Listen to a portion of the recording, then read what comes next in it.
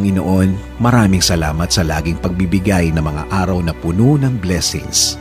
Salamat sa proteksyon mo na lagi kong kasama para sa akin at sa aking buong pamilya. Thanks for always for your provision, your guidance and protection. Thank you also, God, for your faithfulness and love for us, Lord. Panginoon, i-bless niyo po ang aking plano sa aking buhay at sa aking pamilya. Alam ko po na lagi niyo akong pinoproteksyonan kasama ng aking mga pangarap.